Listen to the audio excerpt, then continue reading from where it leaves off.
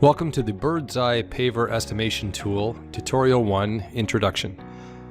The 𝐷𝐸 Paver tool was developed by 𝐷𝐸 Stone Systems to provide an easy way for sales professionals, contractors, dealers, and even homeowners to estimate their paving stone projects. This web tool is similar to our popular wall estimation tool. It is free to use, and in keeping with our basic philosophy, it is simple to use. The 𝐷𝐸 Paver tool allows users to draw out their paving stone projects on a piece of virtual graph paper, then automatically calculate quantities of paving stones, perimeter and edge restraint, border areas, and base and bedding volumes. As mentioned, it is a web tool, so it's available to the user through any browser, preferably Google Chrome.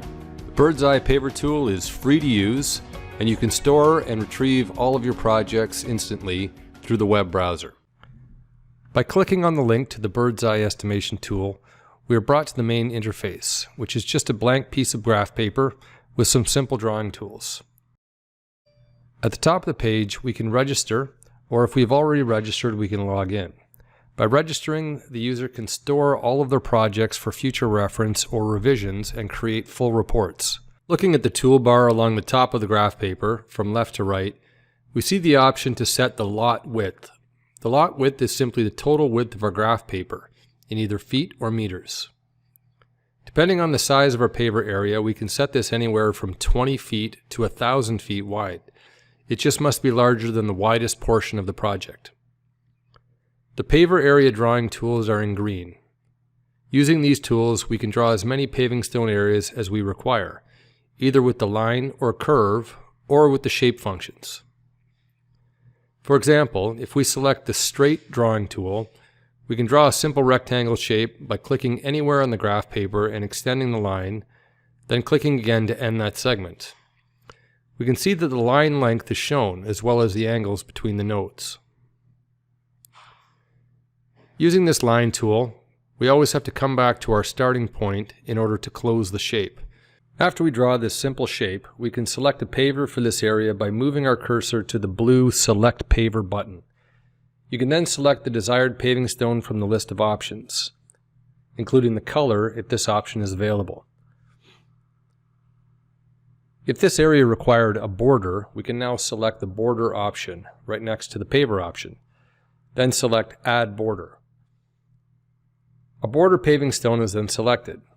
To the right of this drop-down menu is the option to lay the border paver in either a sailor or soldier pattern. In a soldier pattern, the longest dimension of the paver is perpendicular to the side of the paver area, making it the widest possible border.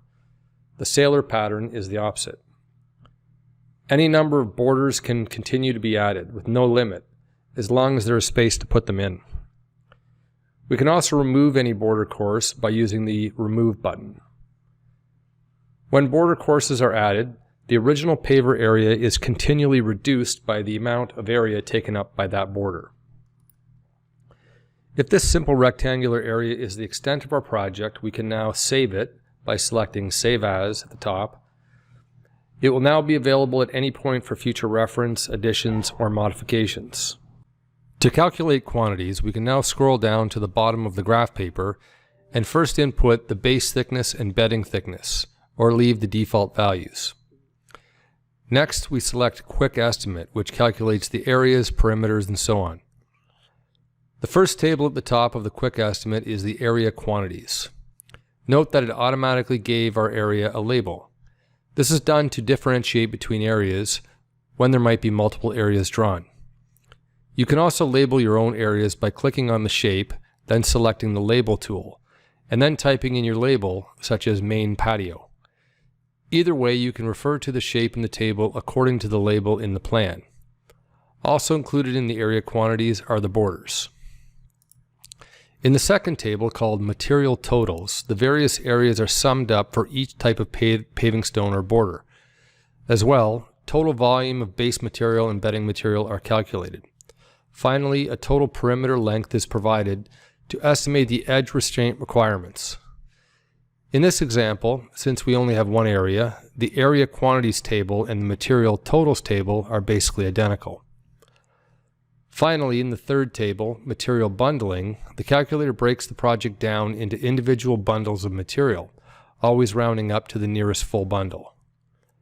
The user can now create a project report by selecting Create Report.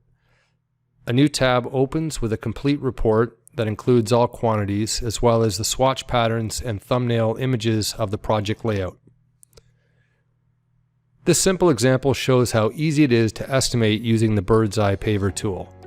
In the next tutorial, we will expand on this a bit and show you how much more powerful and comprehensive the tool can be, using the same basic principles. Thank you.